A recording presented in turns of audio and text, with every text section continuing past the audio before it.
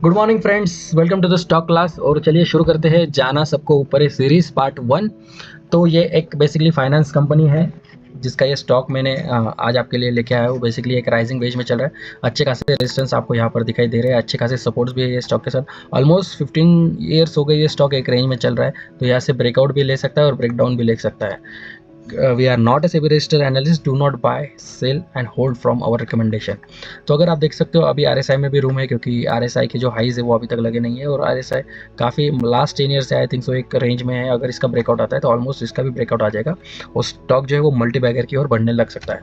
Then अगर हम बात करेंगे नेक्स्ट AV वेब, बेसिकली मैं AV वेब लगाता हूँ, आपको भी पता है, क्योंकि क्लैरिटी इसके साथ ही मिलती है। कभी कभी मूविंग एवरेजेस के साथ जो है वो क्लैरिटी नहीं मिल पाती। तो अच्छे खासे रेजिस्टेंस है, स्टॉक वहीं पर रेजिस्टेंस के पास अभी जो है वो वर्क कर रहा है और अच्छा खासा सपोर्ट जो है 10500 एंड 1010 के करीब आ रहा है। देन अगर हम बात करेंगे मूविंग वॉल्यूम प्रोफाइल की, तो वॉल्यूम सबसे ज़्यादा वॉल्यूम जो है वो ये इसके करीब आया। तो ऑलमोस्ट ये 145 180 की जो रेंज है। और सेकंड वॉल्यूम जो है वो 100 के करीब जो हमने सपोर्ट अभी देखा था।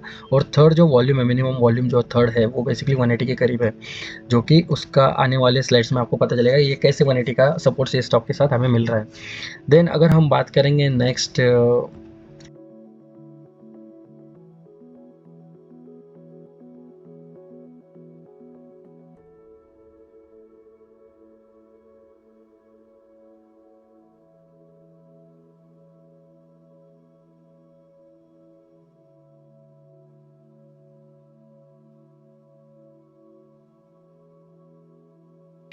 तो ये हो गया पैटर्न। देन हम बात करेंगे डेली पर मूविंग एवरेज की, तो हमें पता चलेगा 260 का मूविंग एवरेज काफ़ी अच्छे खासे वर्क कर रहा है यहाँ पर। ऑलमोस्ट 3 to 4 टाइम्स वर्क किया है और 232 के करीब ये इसका नेक्स्ट सपोर्ट जो आ रहा है वो 232 के करीब आ रहा है। और अगर हम इमीडिएट मूविंग एवरेज की बात करेंगे तो ऑलमोस्ट वहीं पर सपोर्ट है जहाँ पर स्टॉक अभी जो है वो ट्रेड कर रहा है।